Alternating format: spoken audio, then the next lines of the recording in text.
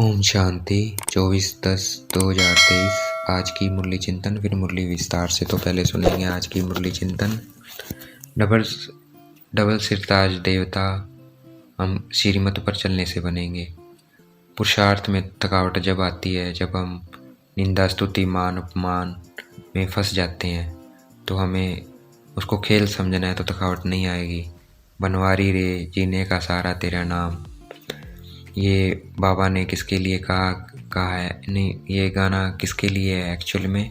वैसे तो ये गाया गया है कृष्ण जी के लिए। कौन गाती है? गोपियाँ गाती है। परंतु ये गोपियाँ कौन है? हम बच्चे हैं। बीके किसके लिए गा रहे हैं? शिव बाबा के लिए गा रहे हैं। हम हर वर्ष रावण को इसलिए जलाते हैं क्योंकि हम बच्चे परमात्मा की शक्ति से रावण पर जीत पाते हैं। हमने अपने अंदर के 5 विकारों को खत्म किया है। रावण राज्य खत्म हो, राम राज्य स्थापन हुआ, उसकी सेरेमनी बनाते हैं, इसलिए हर वर्ष रावण को जलाते हैं। दीपमाला का उत्सव इसलिए बनाते हैं क्योंकि परमात्मा हमें अपने कर्मेंद्रियों का मालिक बनाकर रावण अर्थात 5 विकारों पर जीत दिलाकर फिर से स्वर्ग का राज्य भाग्य दिलाते हैं। तो दिवाली बनाते हैं स्वर्ग का यादगार, सतयुग का यादगार। राखी का उत्सव इसलिए बनाते हैं क्योंकि परमात्मा आकर हमें पवित्रता की राखी बांधते हैं। देवी देवताओं को डबल सिरताज है, एक है रतन जड़ित और दूसरा है पवित्रता का। विकारी राजाओं के सिर्फ सिंगल रतन जड़ित ताज होता है, पवित्रता का ताज नहीं होता है। भगवान के आने का त्यौहार कौन सा है? शिवरात्रि, शिव जयंती। इस वक्त धरती में उथल पुथल इसलिए है क्योंकि सब तमो प्रधान भ्रष्टाचारी हैं। विष्णु और लक्ष्मी के 4 भुजा प्रतीक है, 2 भुजा लक्ष्मी और 2 भुजा नारायण। श्री लक्ष्मी बनती है जगदम्बा, मम्मा बनते हैं श्री लक्ष्मी। परमात्मा आकर हमें पढ़ाते हैं। हम त्रिकालदर्शी इस संगम युग पर बनते हैं। आज का वरदान है अपनी शक्ति स्वरूप द्वारा अलौकिकता का अनुभव कराने वाले ज्वाला रूप भव।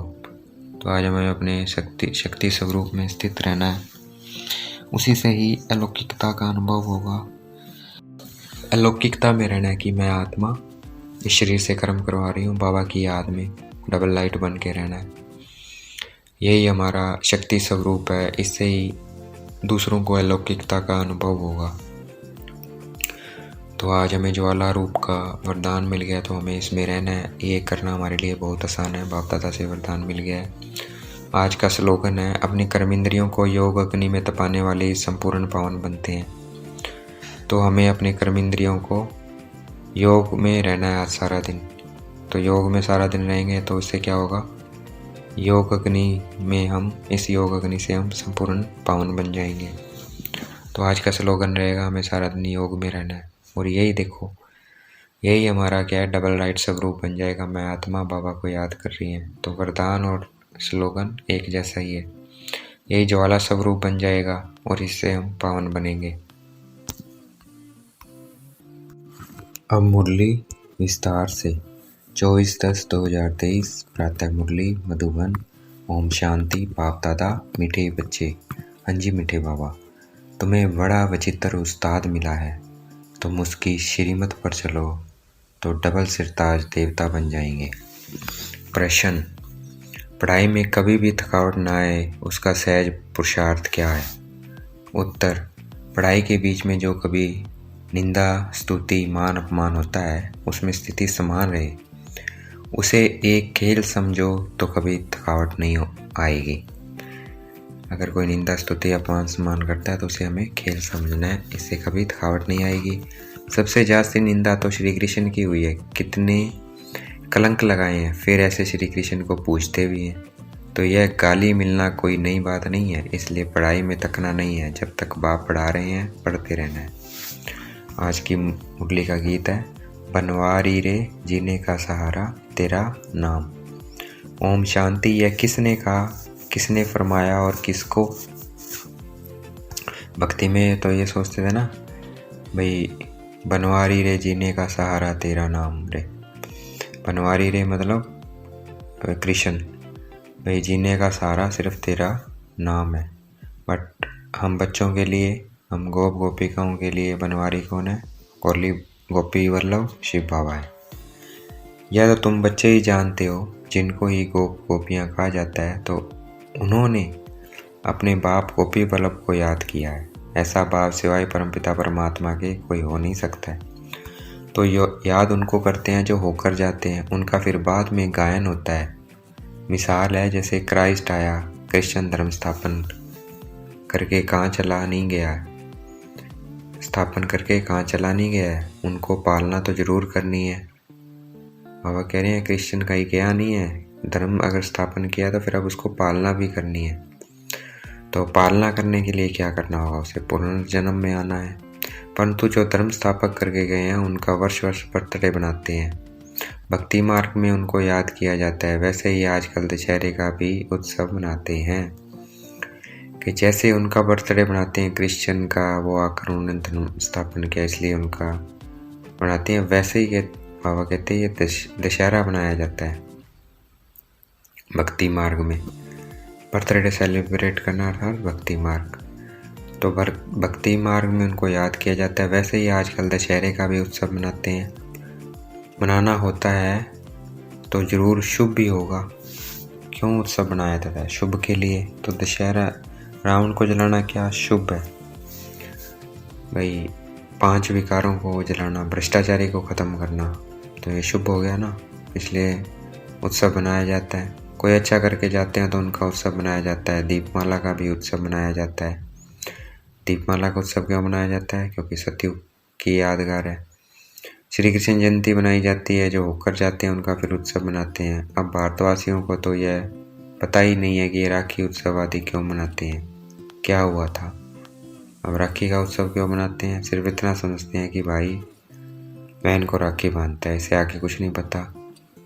इससे आगे ये है कि परमात्मा आकर राखी बांधते हैं कि पवित्र बनो, उसका यादगार हम भाई बहन को राखी बांधकर यादगार बनाई जाती है। बट एक्चुअल में परमात्मा इस समय आकर कहते हैं अभी पवित्र बनो, उसका यादगार है।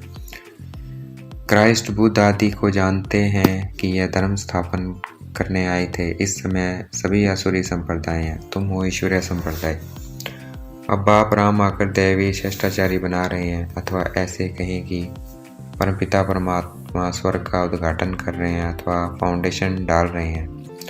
ओपनिंग सेरेमनी भी कहते हैं। भारत में श्रेष्ठाचारी महाराजा महारानी होकर गए हैं। सतयुगी देवी देवताएं डबल सिरताज थे, पवित्रता का ताज भी था और रतन जड़ित ताज भी था। तो डबल ताज था देवी देवताओं को। विकारी राजाओं को सिर्फ रतन जड़ित ताज होता है, पवित्रता का नहीं होता है। और डबल ताज वालों की सिंगल ताज वाले पूजा करते हैं। परंतु कब होकर गए, कैसे राज्य पाया है, किसी को पता नहीं है।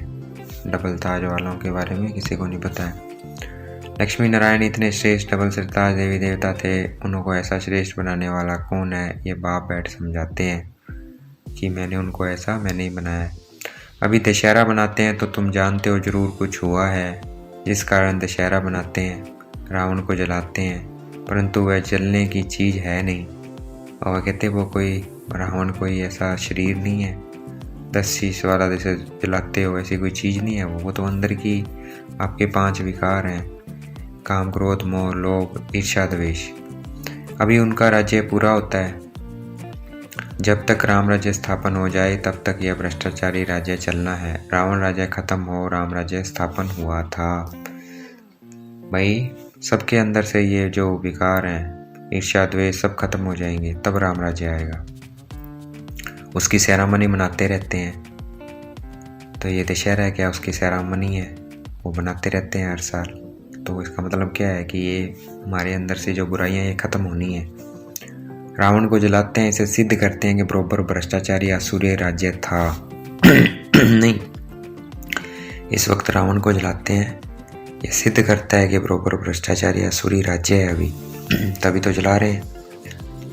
भ्रष्टाचार की भी ग्रेड्स रहती है। भ्रष्टाचार तो ऊपर से शुरू होता है। पहले 2 कला भ्रष्टाचार रहता है, फिर 4 कला, फिर 8 कला, 10 कला, बढ़ते बढ़ते 16 कला भ्रष्टाचार हो गया है। अभी फिर 16 कला भ्रष्टाचार को बदलाए 16 कला। श्रेष्ठाचारी बनाना एक बाप का ही काम है, एक मतलब भगवान का ही काम है। बाप समझाते हैं इस समय रावण राज्य राम राज्य श्रेष्ठ राज्य था, अभी वह भ्रष्ट बन गए हैं। श्रेष्ठाचारी भारत को स्वर्ग कहा जाता है, वही राज्य अब भ्रष्टाचारी हो गया है। अब बाप कहते हैं मैं आया हूँ भ्रष्टाचारी राज्य को श्रेष्ठाचारी राज्य बनाने के लिए। यादव कुल भी है और कौरव कुल भी है। यादव कुल में भी अनेक धर्म है, जो श्रेष्ठाचारी देवी देवता धर्म के थे वह धर्म भ्रष्ट कर्म भ्रष्ट बन गए हैं। फिर बाप श्रेष्ठ कर्म सिखलाते हैं, भक्ति मार्ग में उत्सव मनाते आए हैं। जरूर भगवान आया है, 5000 वर्ष की बात है। बाप ने आकर भ्रष्टाचारी को श्रेष्ठाचारी बनाया था, तो भगवान के आने का उत्सव बनाते हैं। वो कौन सा है? शिवरात्रि। सारी दुनिया को श्रेष्ठाचारी बनाना बाप का ही काम है। फिर उनकी पालना करने के लिए तुमको ऊपर से भेज देते हैं। बाबा पहले स्वर्ग बनाते हैं और हमें श्रेष्ठाचारी बनाते हैं, फिर हमें ही वापस उसमें राज्य करने भेज देते हैं। तुमने जो देवी देवता धर्म की स्थापना की उसकी फिर जाकर पालना करो, ऐसे कोई कहते नहीं है, सिर्फ परमात्मा ही कहते हैं। ऑटोमेटिकली यह ड्रामा अनुसार होता है। तुम श्रेष्ठाचारी बन जाएंगे, फिर सृष्टि भी तमो प्रधान, तुम श्रेष्ठाचारी बन जाएंगे, फिर सृष्टि भी सतो प्रधान श्रेष्ठाचारी बन जाएगी। अभी तो 5 तत्व भी तमो प्रधान है, कितनी उथल पुथल होती रहती है। तो दुनिया में उथल पुथल क्यों हो रही है?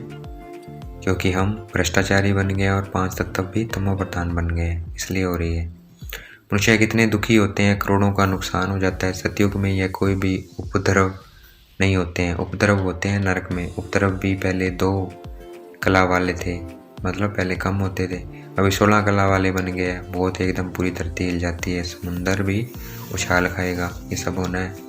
ये सब डिटेल में समझाने की बातें हैं और है बहुत सहज, परंतु समझते नहीं है, न समझा सकते हैं। तो ये रावण को जलाना द्वापर से शुरू होता है, ऐसे थोड़ी कहेंगे कि 5000 वर्ष हुए हैं। तो बाबा कहते हैं रावण को कब शुरू होता है? द्वापर, जब हमारे अंदर ये 5 विकार आ जाते हैं तब हम उसे जलाना शुरू करते हैं, क्योंकि वो हमें दुखी करता है, इसलिए हम उसे जलाते हैं।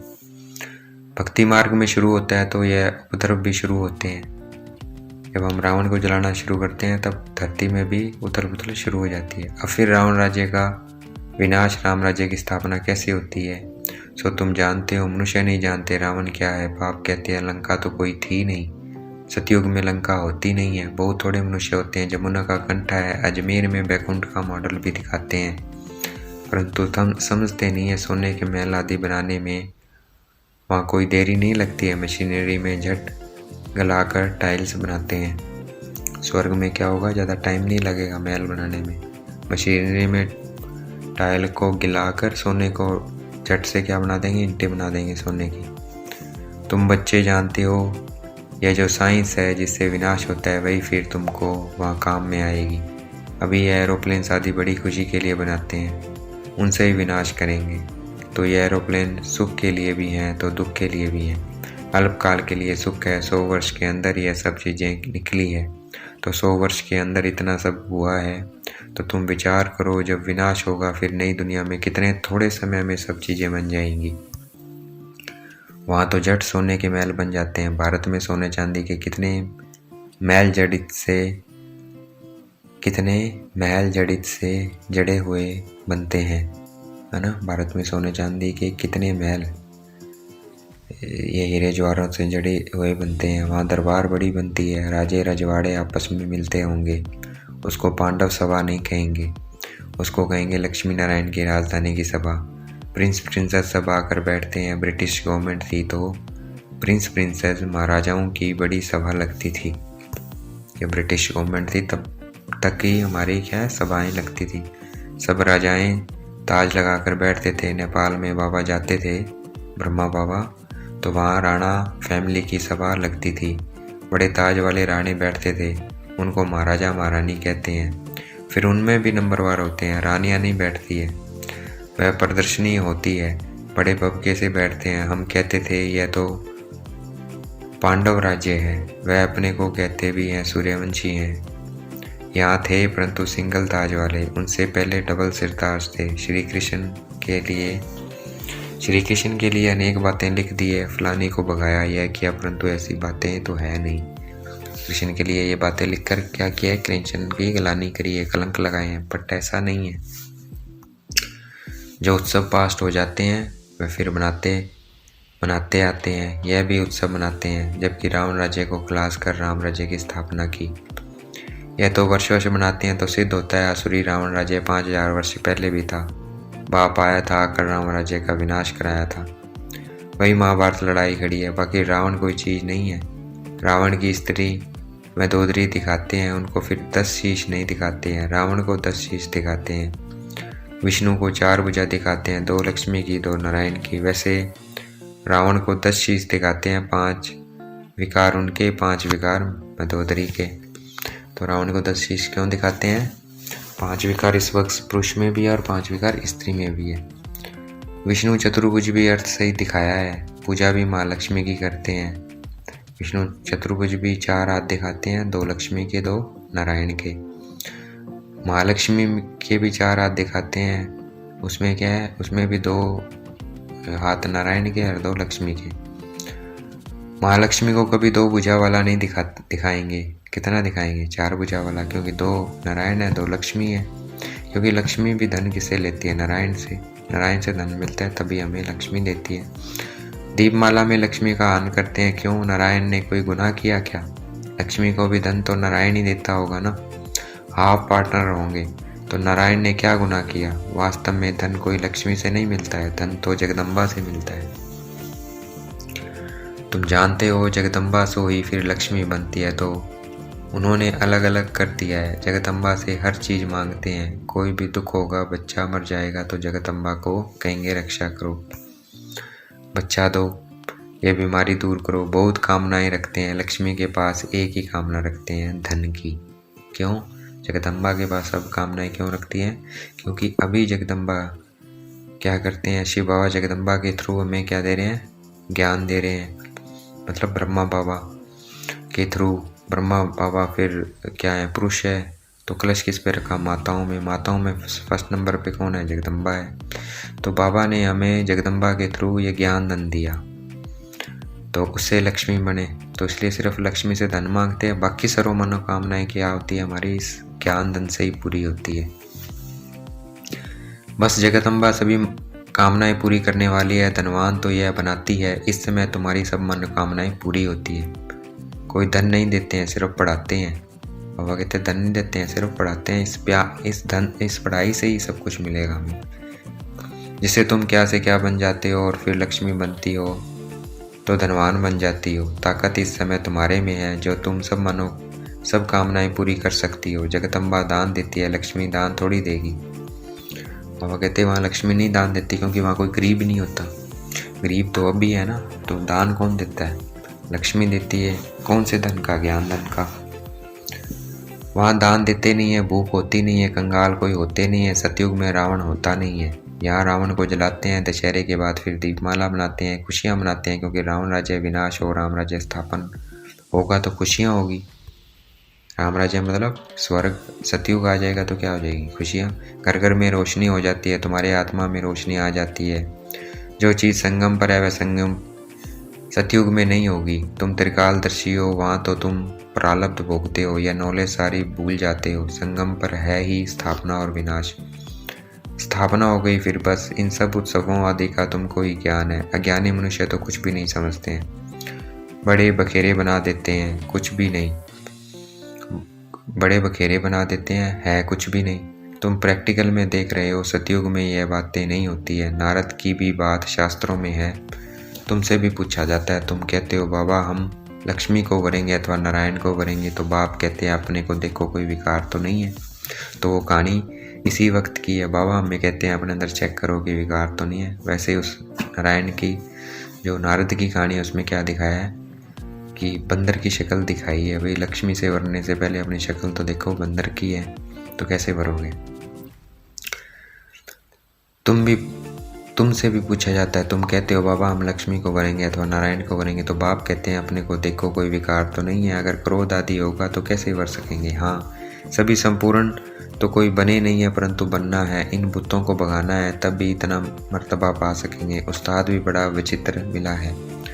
बाप तो सर्वगुण संपन्न, ज्ञान का सागर, आनंद का सागर है, तो जो आकर बच्चे बनते हैं उनको भी सर्वगुण संपन्न डबल सिर ताज देवता बनाते हैं। बरोबर तुम बन रहे हो, देवताओं को दोनों ताज रहते हैं। तुम आए हो बाप से वर्षा लेने, वर्षा लेना है, पढ़ना है। पॉइंट्स तो बहुत निकलती रहती हैं, अगर पढ़ेंगे नहीं तो औरों को कैसे समझा सकेंगे। ड्रामा हूबहू रिपीट हो रहा है, यह नॉलेज अभी तुम समझते हो, फिर यह गुम हो जाएगी। यह जो लंका आदि दिखाते हैं वह भी है नहीं। रावण का जन्म कब हुआ? लिखा हुआ है द्वापर से देवताएं वाम मार्ग में जाते हैं तो विकारी बनना शुरू होते हैं। तो यही विकारी बनना क्या है? रावण है। भक्ति भी पहले अव्यभिचारी थी, फिर व्यभिचारी बन जाती है। अव्यभिचारी मतलब एक की भक्ति थी सिर्फ पहले शिव बाबा की, फिर व्यभिचारी, फिर शिव बाबा के साथ देवताओं को भी भक्ति शुरू हो जाती है। अभी तो मनुष्य अपनी पूजा कराने लग पड़े हैं। बाप कहते हैं मैं आता ही हूँ भ्रष्टाचारी दुनिया का विनाश और श्रेष्ठाचारी दुनिया की स्थापना करने। जरूर पहले स्थापना करेंगे फिर विनाश करेंगे। यह हमारा पाठ कलप कलप का है। भ्रष्टाचारी से श्रेष्ठाचारी बनाने में भी टाइम लगता है। जब तक बाप बैठ पढ़ा रहे हैं, पढ़ना है। कल पहले जिन्होंने जितना पढ़ा है वही पढ़ेंगे। बहुत बच्चे चलते चलते कहते हैं बस हम चल नहीं सकेंगे। अरे स्तुति निंदा मान अपमान यह तो सब होंगे, तुम पढ़ाई को क्यों छोड़ते हो? सबसे जास्ती निंदा तो श्री कृष्ण की हुई है, कितने कलंक लगाए। फिर ऐसे श्री कृष्ण को पूछते क्यों हैं? वास्तव में गाली अभी इनको ब्रह्मा को मिलती है। सारे सिंध में निंदा हुई, फिर कर तो कुछ भी नहीं सके। यह भी सब खेल है, नई बात नहीं है। कल पहले भी गाली खाई थी, नदी पार की थी, तुम सिंध से निकल इस पार चले आए ना। श्री कृष्ण तो नहीं थे, यह दादा आता जाता था, तुम जानते हो। अभी हम राज्य पाते हैं फिर गवाते हैं, यह भी खेल है। अच्छा देखेंगे बाप दादा हमें याद प्यार दे रहे हैं। मीठे मीठे सिकलते बच्चों प्रति माता पिता बाप दादा का याद प्यार। गुड मॉर्निंग रूहानी बाप की, रूहानी बच्चों को नमस्ते। अब हम रिप्लाई करेंगे। हम रूहानी बच्चों की रूहानी बाप दादा को दिलवा जान शिकवा प्रेम से बेहद का याद प्यार और नमस्ते। गुड मॉर्निंग बाबा बाप दादा। धारणा के लिए मुख्य सार है, सर्व की मनोकामनाएं पूरे करने वाले कामधेनु बनना है, दान देते रहना है। कामधेनु मतलब जगदम्बा बनना है और दान देते रहना है। स्तुति निंदा में स्थिति समान रखनी है, यह सब होते पढ़ाई नहीं छोड़नी है। इसे खेल समझकर पार करना है। वरदान है अपने शक्ति स्वरूप द्वारा अलौकिकता का अनुभव कराने वाले ज्वाला रूप भव। तो हमें अलौकिकता का अनुभव कराने वाले ज्वाला रूप का वरदान मिल गया, तो वो हमें करना है आज का। अलौकिक स्वरूप कौन सा है हमारा? ब्राह्मण। हम परमात्मा के बच्चे ब्राह्मण है शरीर में, अर्थात मैं आत्मा है शरीर में, शरीर को चलाती हूँ। ये क्या हो गया? अलौकिक हो गया। तो इस स्वरूप में रहना है। तो इस रूप में रहेंगे तो इस अलौकिकता का फिर दूसरों को अनुभव होगा। आगे एक्सप्लेनेशन है इस वरदान की। अभी तक बाप क्षमा की आकर्षण है, बाप का कर्तव्य चल रहा है, बच्चों का कर्तव्य गुप्त है। लेकिन जब बाप अपने शक्ति स्वरूप में स्थित होंगे, जब आप अपने शक्ति स्वरूप में स्थित होंगे तो संपर्क में आने वाली आत्मा अलौकिकता का अनुभव करेगी। अच्छा कहने वालों को अच्छा बनने की प्रेरणा तब मिलेगी जब संगठित रूप में आप ज्वाला स्वरूप लाइट हाउस बनेंगे। मास्टर सर्वशक्तिमान की स्टेज पर आ जाए तो सभी आपके आगे परवाने समान चक्कर लगाने लग जाएंगे। आज का स्लोगन है, अपनी कर्मेंद्रियों को योग अग्नि में तपाने वाले ही संपूर्ण पावन बनते हैं। आज का स्लोगन रहेगा हमें योग में रहना है, क्योंकि योग अग्नि में ही हम संपूर्ण पावन बनेंगे, योग अग्नि से ही। अच्छा, ओम शांति। शुक्रिया मेरे बाबा, शुक्रिया।